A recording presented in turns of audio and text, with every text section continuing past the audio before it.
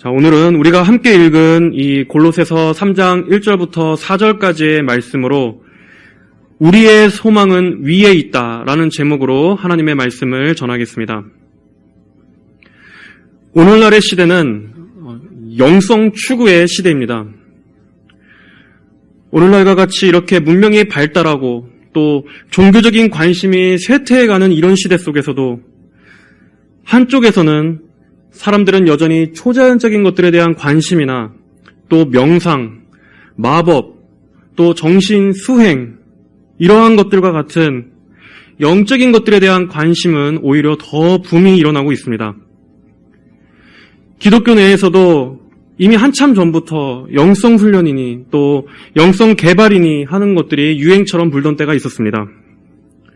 하지만 성도 여러분들은 이 영성이라는 단어의 기원이 로마 천주교와 이방 종교에서 나온 단어라는 사실을 아셔야 합니다.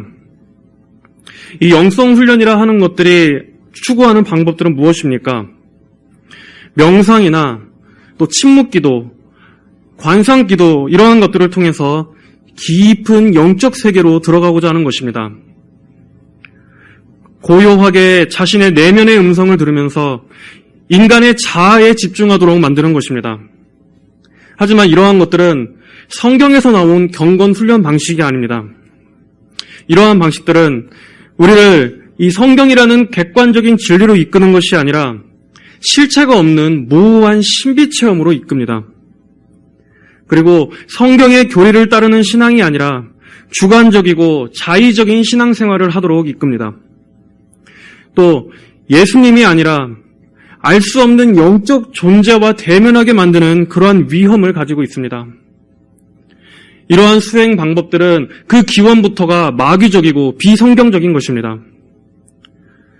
하지만 오늘날 개신교 내에서는 이 영성이라는 단어가 무분별하게 사용되고 있습니다. 만약 기독교가 단지 이 영성을 추구하는 신비체험 종교로 전락하게 된다면 어떻게 되겠습니까? 기독교만이 가지고 있는 유일한 구원론이 퇴색돼 버리고 영성이라는 이름 아래 다른 타 종교와 통합하게 될 것입니다. 기독교는 그저 수많은 세계 종교 중에 하나가 될 것입니다. 그리고 결국 이런 흐름들의 배후에는 모든 종교를 하나의 종교로 통합하게 만들려는 적그리스도의 계략이 있습니다. 예수 그리스도의 절대성과 유일성을 희석시켜서 결국 참된 복음이 전파되지 못하도록 복음을 매장시키고 가리려고 하는 마귀의 의도인 것입니다. 그러므로 우리 성도들은 더 깊은 영성을 추구한다는 명분으로 어떤 다른 특별한 길, 특별한 비결로 안내하는 그러한 주장들을 조심해야 할 것입니다. 기독교는 영성이 아니라 참된 성경적 경건을 추구해야 합니다. 그리고 참된 성경적 경건은 철저하게 예수 그리스도의 십자가 속죄 사역으로부터 출발해야 합니다. 예수님께서 십자가에서 이루신 이 완전한 구원의 성취에서부터 여기에서부터 모든 경건의 능력과 실천이 나오는 것입니다. 기독교 신앙은 철저하게 여기에다가 중심을 둬야 되는데 이 진리에서부터 벗어나는 순간 기독교는 이방 종교가 되는 것입니다. 이런 현상들은 이미 이 골로새서가 기록된 이 당시에도 있어 왔습니다. 골로새 이단들은 골로새 교회 성도들에게 구원으로 가는 여러 가지 길들을 제시했습니다. 예를 들면 율법주의자들은 여전히 신약 시대에도 이 구약의 할례나 절기 준수 등과 같이 율법을 통해서 구원을 얻을 수 있다. 내지는 구원의 완성을 이룰 수 있다라고 주장했습니다. 또 영지주의 이단들은 여러 신비 체험과 또 비밀스럽고 신령한 지식을 알아야만이 더 깊은 영성의 단계에 들어갈 수 있다고 주장했습니다. 금욕주의자들은 육체의 고행을 통해서 높은 신앙의 경지에 도달할 수 있다고 주장했습니다. 그러나 이들의 공통점은 하나같이 다 인간에게서부터 출발한다는 공통점을 가지고 있습니다. 이 이단들이 갖고 있는 전제를 보면 결국 구원은 하나님의 행위가 아니라 인간의 행위에 우리의 구원 여부가 달려있다라는 생각이 깔려있는 것입니다. 예수님의 십자가만으로는 뭔가 부족하고 거기에 인간의 율법 준수나 어떤 신비한 종교 체험이나 어떤 종교적 고행이 더해져야 온전한 구원이 된다는 것입니다. 이러한 주장은 예수님의 십자가를 깎아내리고 그리스도의 속죄 사역을 헛되게 만들 수 있다는 위험을 가지고 있습니다. 그래서 사도 바울은 지난 2장 19절에서 이들은 머리이신 그리스도를 붙잡지 않는다라고 정확하게 지적했습니다. 예수님 없이 추구하는 인간의 모든 종교적 행위들은 결국 다 무익한 것입니다. 아무 유익이 없습니다. 거기에는 인간을 죄로부터 구원할 수도 없고 사람을 근본적으로 변화시키는 능력도 없습니다. 2장 23절의 말씀처럼 결국 이런 규정들은 자의적 경건과 거짓 겸손만을 낳을 뿐입니다. 인간의 행위로부터 시작되는 모든 종교적 행위들은 결국 인간을 교만하게 하고 인간의 자기 의의를 높일 뿐이고 육체의 욕망을 제어하는 데는 전적으로 무익하다는 것입니다. 여러분, 인간의 비참함과 고통의 문제는 단순히 겉만 치료한다고 해서 되는 문제가 아닙니다. 환경의 개선이나 교육으로도 인간의 근원적인 이 고통은 결코 해결될 수 없습니다.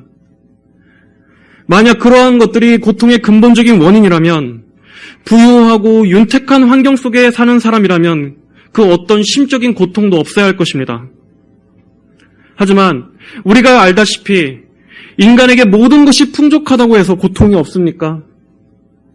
모든 것을 다 가졌다 할지라도 인간은 깊은 허무와 영혼의 고통을 느낄 수밖에 없는 본질상 그러한 존재입니다. 그래서 자신에게 모든 것이 다 갖춰져 있다 해도 인간은 끊임없이 자신을 충족시켜줄 새로운 목표를 찾고 더 자극적인 쾌락을 찾고 하는 것입니다. 하지만 그래도 인간의 이 근원적인 영혼의 목마름은 해결되지 않습니다. 인간은 영적인 존재이기 때문에 단순히 물질의 풍요가 곧 영혼의 평안을 가져다 주는 것은 아니기 때문입니다. 인간의 근본적인 고통의 원인은 무엇입니까? 모든 인간이 하나님과 불화한 상태에 있다는 데서 오는 것입니다. 죄로 인해서 하나님의 진노와 저주가 모든 인생들 위에 머물러 있기 때문입니다. 인간이 어디를 가든 어떠한 환경에 있다 하든 항상 이 문제가 따라다니기 때문에 하나님과 화평해지지 않고서는 그 어디에도 평안이 없는 것입니다. 오늘도 수많은 인생들이 다양한 고통을 겪고 그 마음에, 그 삶에 수많은 인생의 지옥을 끌어안고 사는 이유는 하나님과 화목해지지 않은, 하나님과 원수된 불안한 상태에 있기 때문입니다. 그래서 성경에서도 악인에게는 평강이 없다라고 말씀하셨습니다. 악인은 그 영혼이 잠잠하지 못한 그 요동치는 바다와 같아서 날마다 더러운 것을 솟구쳐 올린다고 성경은 말씀하고 있습니다. 그런 인간의 그 본성은 그 어떠한 노력으로도 그 어떤 극한의 종교적인 수행으로도 변화될 수 없는 것이기 때문에 바울의 지적과 같이 이러한 모든 시도들은 육체의 욕망을 제어하는 데에는 무익하다 하는 것입니다. 그러므로 기독교는 인간을 진정으로 구원하고 변화시키는 것이, 인간을 그 지옥에서 건져 끌어올리는 것이 인간의 외적인 노력과 인간의 행위와 인간 안에서부터 시작되는 것이 아니라 바로 하나님께로부터 오는 것이라고 말씀합니다. 기독교의 구원은 철저히 하나님으로부터 시작합니다. 하나님께서 예수 그리스도를 통해 베푸신 이 십자가의 대속을 통해서만이 인간을 모든 죄와 근원적인 저주로부터 건져내는 것이라고 기독교는 말합니다. 오늘 본문의 3장 1절은 이렇게 시작합니다. 그러므로 너희가 그리스도와 함께 살리심을 받았으니, 바울은 우리 모든 성도들이 굳게 붙잡아야 할 교리를 다시 기억하게 합니다. 너희가 그리스도와 함께 살리심을 받았으니, 여기서 이 살리심을 받았다라는 것은 이미 일어난 일을 말합니다. 앞으로 일어날 일도 아니고 계속 반복되어야 할 일도 아닙니다. 우리가 그리스도와 함께 살리심을 받았다라는 이 사실은 이미 일어나서 영원히 변화될 수 없는 사실을 말합니다. 바울은 이렇게 말하고 있는 것입니다. 인간이 그 어떤 노력을 한다 할지라도, 어떤 종교적 고행을 해도 그것들은 결코 구원을 줄 수 없다. 육체의 욕망을 제어하고 또 사람을 경건하게 하는 데에는 전적으로 불가능하다. 그러므로 속지 마라. 하나님께서 너희 안에 어떤 일을 하셨는가를 생각하라. 너희는 그리스도와 연합하여 그분과 함께 죽고 다시 살아나게 되었다. 참된 경건의 시작은 그리스도의 죽으심과 부활에 너희들이 연합되어 있다라는 이 사실을 아는 것이다. 성경은 항상 하나님께서 하신 일부터 출발합니다. 그 다음에 하나님께서 우리에게 베푸신 일이 얼마나 큰 은혜인지, 얼마나 충분하고 충만한 은혜를 주셨는지를 생각하게 만듭니다. 그리고 우리가 그것을 알고 믿고 감사함으로 반응하며 실천하는 순으로 나아가도록 이끕니다. 골로새 교회 성도들이 이 이단들의 유혹과 미혹 속에서 가장 먼저 붙잡아야 할 것은 예수 그리스도의 속죄였습니다. 이 예수님의 속죄가 어떤 결과를 가져왔습니까? 2장 11절부터 15절까지에서는 그 결과들에 대해서 말씀하고 있습니다. 너희가 그리스도 안에서 손으로 하지 않은 할례를 받아 육신의 몸을 벗은 것이니 곧 그리스도의 할례이다. 골로새 성도들은 육신의 할례가 아니라 영적인 할례, 곧 마음의 할례를 통해서 하나님의 자녀로 받아들여졌습니다. 12절에 너희는 세례를 통해 그분과 함께 장사되었고 죽은 자들 가운데서 그분의 일으키신 하나님의 역사를 믿는 믿음으로 그분 안에서 그분과 함께 일으키심을 받았다. 성도들은 성령을 통해서 그리스도와 함께 죽고 부활한 영적 새 생명을 얻게 되었습니다. 우리의 죄의 빈 문서가 지워지고 영원한 죄 용서를 받았습니다. 그리고 또 예수님께서는 마귀와 모든 악한 영들에 대해서 십자가로 승리하셨기 때문에 이제 성도들은 어떤 영적인 세력에 의해서 좌지우지 될 수 없는 그리스도의 권세 아래 보호를 받는 은혜를 누리게 되었습니다. 이렇게 하나님께서 우리에게 베풀어 주신 은혜는 충분하고 모든 것을 충족시키는 은혜입니다. 그러므로 성도들은 자신의 신분에 대해서 생각할 때 이제는 이렇게 새롭게 변화된 신분을 생각해야 합니다. 나는 그리스도와 함께 십자가에 못 박혀 죄와 세상에 대해 죽었고 이제는 하나님께 대하여 산 자다라는 새로운 정체성으로 살아야 하는 것입니다. 그렇다면 이제 우리 성도들의 시선은 어디를 향하여 살아가야 합니까? 너희가 그리스도와 함께 살리심을 받았으니 위에 있는 것들을 찾아라. 거기에는 그리스도께서 하나님의 오른쪽에 앉아 계신다. 구원받은 성도는 이제 더 이상 마귀의 종로로 타던 과거의 삶의 원리를 따라 살 수 없습니다. 우리의 옛사람은 십자가에 못 박혀 죽었기 때문입니다. 더 이상 죄와 육신을 따라 살던 과거의 옛사람은 완전히 땅에 묻혀 매장되었습니다. 그리고 그리스도께서 부활하심으로 사망 권세를 깨뜨리실 때 우리도 그리스도 안에서 함께 부활의 새 생명을 입었기 때문에 우리는 이제 위의 것을 추구하며 살아가야 합니다. 성도의 삶의 목적과 방향은 바로 이 사실을 인식하는 데서부터 출발합니다. 위에 있는 것들을 찾아라. 성경은 이 위에 있는 것이라는 의미를 그냥 막연히 추상적으로 생각하지 않게 하도록 그 위는 거기에는 그리스도께서 하나님의 오른쪽에 앉아 계시는 곳이라고 말씀합니다. 하나님의 오른쪽에 그리스도께서 앉아 계신다. 보통 이 오른손은 무기를 쥐고 공격하는 손이기 때문에 이 히브리인들의 관용적인 표현에서 이 오른쪽이란 힘과 능력을 말합니다. 또 한편으로 이 오른쪽은 왕권과 또 영광을 상징하기도 합니다.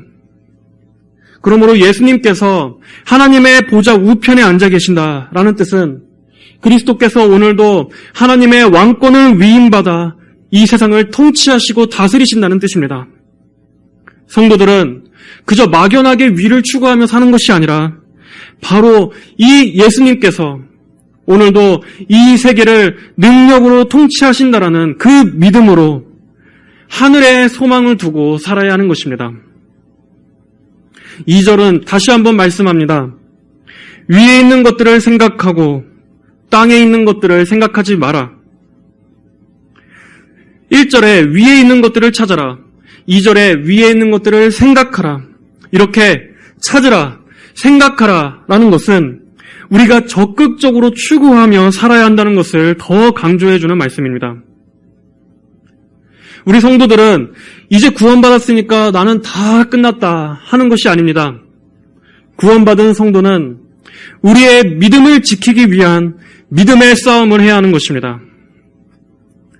우리는 하나님께서 베풀어 주신 이 은혜들을 잊지 않도록 싸워야 하고 구원의 가치가 얼마나 귀한 것인지를 잊지 않도록 싸워야 합니다.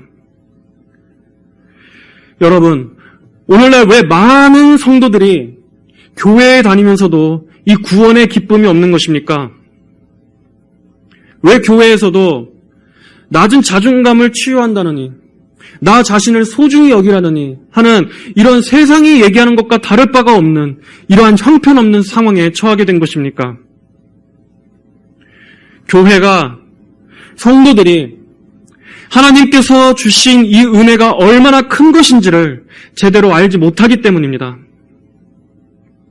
하나님께서 우리를 죄와 사망에서 건져주시고 이렇게 비참하고 소망 없던 우리들을 하나님 자녀 삼아 주신 것이 얼마나 큰 은혜인지를 제대로 알지 못하기 때문입니다. 자신이 얼마나 비참한 상태에 있었는지, 그런 나를 위해서 예수님께서 구속의 피를 흘려주셔서 우리에게 영생을 주셨다라는 이 사실이 얼마나 큰 것인지를 안다면 우리는 그 사실만으로도 엄청나게 큰 복을 받은 것이라는 것을 알게 될 것입니다. 자존감이 낮다느니, 나는 불행하다느니, 내 삶은 뭔가 여전히 부족하다느니 이러한 자기 비애에 빠질 일이 없게 된다는 것입니다. 땅의 것들을 생각하지 마라. 여러분, 이 세상은 성도들의 마음을 자꾸 이 땅으로 끌어내리려고 합니다. 세상은 항상 이렇게 세뇌시키려고 합니다. 너는 이 땅에 살고 있잖아. 너는 이 땅에서 나는 것만 먹고 살아야 돼. 땅에서 나는 거 아니면 너는 죽어. 항상 이 땅은, 이 세상은 우리 성도들을 이렇게 위협하면서 성도들의 믿음을 약하게 만들고 성도들의 마음에서 하늘의 소망을 잃어버리게 만듭니다. 그리고 성도들 역시도 하나님께서 우리에게 베풀어 주신 이 복음의 영광보다는 그런 세상의 메시지에 더 귀를 기울여서 이 세상이 규정하는 것으로 자신의 자아상을 형성하고 있습니다. 세상적으로 볼 때 자신의 조건이나 스펙이 좀 부족하면 자신은 불행하고 쓸모없는 존재라고 생각합니다. 성도의 존귀한 가치를 생각하지 못하고 이 세상 사람들과 비교했을 때 자신이 초라하고 볼품없다고 생각하는 성도들이 많습니다. 교회에서도 항상 듣는 게 복, 형통에 대한 얘기만 듣다 보니까 거기에 비해서 내 인생이 뭔가 여전히 고난이 많고 어렵고 하면 나는 복을 못 받았구나. 나는 여전히 불행한 존재구나 하는 이러한 자기 연민에 빠지게 되는 것입니다. 그러나 우리 성도들의 진정한 자존감은 성도라는 신분의 존귀함을 알게 될 때 바르게 형성되는 것입니다. 이 세상이 규정하는 어떠한 조건에 의해서가 아닙니다. 하나님께서 우리에게 베풀어 주신 이 구원의 영생과 이 성도라는 존귀한 신분에 대해서 생각할 때 우리는 진정 우리 자신이 누구인지를 제대로 알게 되는 것입니다. 여러분, 하나님께서 주신 은혜는 세상의 어떠한 것과도 비교할 수 없는 영광스럽고 존귀한 것입니다. 정말 이것이 얼마나 큰 복인지를 알게 된다면 설령 우리가 이 세상에서는 비록 보잘것없고 잘난 것이 없다 할지라도 하나님께서 주신 이 큰 영혼의 부요함으로 인해서 진정한 참 소망과 기쁨을 갖게 됩니다. 물론 우리가 땅의 것을 생각하지 말라고 해서 이 기독교가 현실을 도외시하거나 또 삶의 여러 가지 문제들을 대충 생각하고 살라는 말은 아닙니다. 성도나 불신자 할 것 없이 우리 역시도 이 땅의 수많은 문제들과 부대끼며 살 수밖에 없고, 성도라고 해서 우리가 무슨 구름 위에 둥둥 떠다니며 사는 존재가 아니기 때문입니다. 그러나 우리 성도들은 항상 영혼의 관점을 잃지 말아야 합니다. 모든 일에서 항상 하나님의 섭리를 생각하고 우리 앞에 놓여있는 이러한 일들을 믿음으로 해석하고 당장 눈앞에 보는 것으로만 보며 살지 않고 이 성경의 눈으로, 영적인 눈으로 인생을 멀리 바라보며 영혼의 관점으로 살아가야 하는 것입니다. 그리고 우리 성도들은 하나님의 입으로부터 나오는 하나님의 모든 말씀으로 사는 것입니다. 하나님께서 모든 것을 다스리시고 통치하시지 않습니까? 성도는 그 통치자, 그 주권자 하나님의 절대적인 주권 아래 특별한 보호를 받는 존재들입니다. 큰 어려움과 비참한 상황에 있다 할지라도 여러분, 우리의 살고 죽는 것은 하나님께 달려 있습니다. 성도의 죽고 사는 것은 하나님에게 달려 있습니다. 그 어떤 것도 우리에게서 영생을 뺏어갈 수 있는 존재는 아무것도 없습니다. 하나님께서 허락하시지 않는 일은 하나도 일어나지 않고 하나님께서 허락하시는 일이라면 그것은 장래의 유익을 위해서 주시기 위한 하나님의 지혜와 사랑에서 나온 것이라는 것을 여러분들은 믿으시기를 바랍니다. 하나님께서는 우리 하나님의 자녀들 한 사람 한 사람에게 내가 너를 결코 떠나지도 않고 내가 너를 결코 버리지도 않겠다라고 약속의 말씀을 주셨습니다. 만약 여러분이 이것을 의심한다면 여러분은 하나님의 수많은 약속들 전부를 다 거짓으로 만드는 것이고 나아가 하나님 자체를 거짓된 분으로 만드는 것입니다. 이렇게 우리 성도들은 이 땅의 원리, 땅의 양식, 땅의 음성을 듣고 사는 존재가 아니라 하나님께서 행하시고 베푸시고 하나님께서 먹이시는 양식으로 사는 존재들입니다. 하나님께서 얼마나 큰 은혜를 주셨습니까? 이 세상에 아무리 값진 것이라 할지라도 그것을 구원의 가치와 한번 비교해 보십시오. 예수 그리스도의 구속의 은혜로 우리가 어둠에서 빛으로 옮겨졌다는 것, 영적으로 철저하게 죽어 눈멀어 있던 우리들을 생명으로 주셔서 생명의 상태로 옮겨주신 것, 마귀의 종로로 타던 그 노예의 상태에서 존귀한 하나님의 자녀로 거듭나게 해주신 것, 영원한 멸망으로 향하는 그 지옥의 입구에서 거룩하게 구별된 하나님의 가족으로 그 천국 시민 안으로 우리를 건져 올려주신 그 은혜들, 여러분, 이 중에서 이 세상의 것으로 얻을 수 있는 것이 무엇이 있나를 한번 생각해 보십시오. 세상에 가장 비싼 억만금을 준다 할지라도 하나님께서 성도들에게 베풀어 주신 이 은혜들 중 단 한 가지라도 사람의 힘으로 얻어낼 수 있는 것은 아무것도 없습니다. 이렇게 귀한 은혜를 하나님께서 전적인 은혜와 그분의 택하심으로 아무 자격 없는 우리들에게 주셨다라는 이 사실만큼 우리가 감사할 것이 어디에 있겠습니까? 이 세상은 우리 성도들이 누리는 이 은혜를 볼 수도 없고 이해할 수도 없습니다. 3절의 말씀대로 너희의 생명이 그리스도와 함께 하나님 안에 감추어져 있기 때문입니다. 우리 성도들은 이미 구원받은 영광스러운 존재이지만 아직 완전한 영광의 날은 오지 않았습니다. 그래서 지금은 비록 볼품없을지 모릅니다. 성도라고 해도 많은 어려움과 또 많은 근심의 짐을 져야 할 때도 있을 것입니다. 여전히 우리는 이 땅에서 우리의 믿음을 꺾으려고 하는 이 마귀와도 싸워야 하고 또 우리를 땅에 메어두려고 하는 이 세상과도 싸워야 합니다.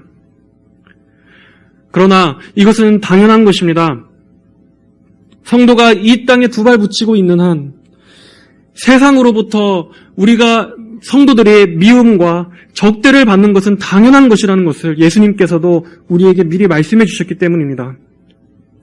요한복음 15장 18절 19절에 세상이 너희를 미워하면 너희보다 먼저 나를 미워하였다는 것을 알아라. 너희가 세상에 속하였다면 세상이 자기 것을 사랑할 것이나 너희는 세상에 속하지 않고 도리어 내가 너희를 세상에서 택하였다. 그러므로 세상이 너희를 미워한다. 세상은 예수님에게 속한 우리 성도들을 어떻게든 예수님에게서부터 떼어내기 위해서 우리가 믿는 이 믿음이 아무것도 아니라고 느끼게끔 만들고 또 이 현실의 많은 압박감들은 우리가 하늘을 바라보지 못하도록 눈을 가리려고 합니다. 하지만 성도 여러분, 우리의 생명은 지금 잠시 감춰져 있을 뿐입니다. 감춰져 있다라고 하는 것은 곧 밝히 드러나는 때가 오게 되리라는 것을 암시하고 있는 말입니다. 지금은 우리 성도들의 존귀한 영광이 잠시 가려져 있지만 반드시 나타나게 될 것입니다. 우리 다 함께 이 4절의 말씀을 함께 읽어보겠습니다. 4절 시작. 너희의 생명이신 그리스도께서 나타나실 때 너희도 그분과 함께 영광 가운데 나타나게 될 것이다. 예수님의 영광스러운 재림의 날에 우리 성도들 역시 영화로운 몸으로 변화하게 될 것입니다. 이 날이 우리 성도들의 가장 큰 소망입니다.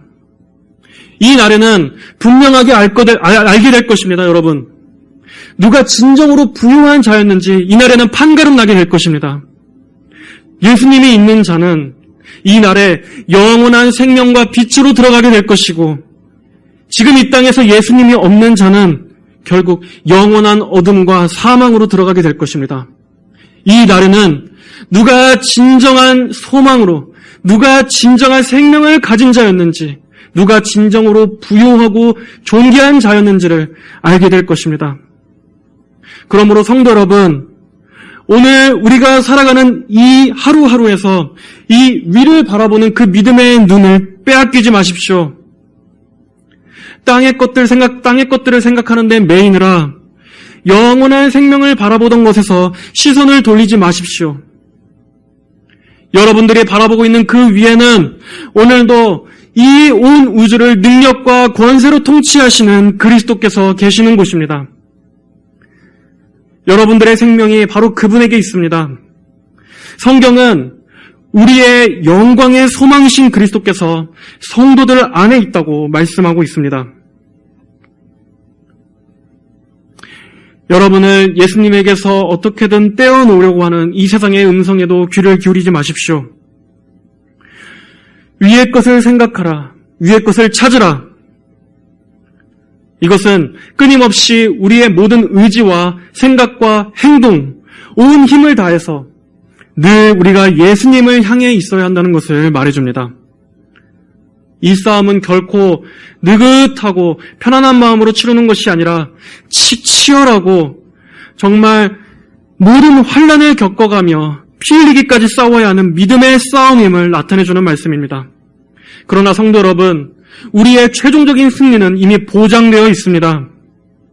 성경은 이 모든 일에 우리를 사랑하시는 분으로 말미암아 우리가 넉넉히 이길 것이며 어떤 것도 우리를 그리스도 예수, 우리 주 안에 있는 하나님의 사랑에서 결코 끊을 수 없을 것이라고 담대하게 승리를 선포하고 있습니다.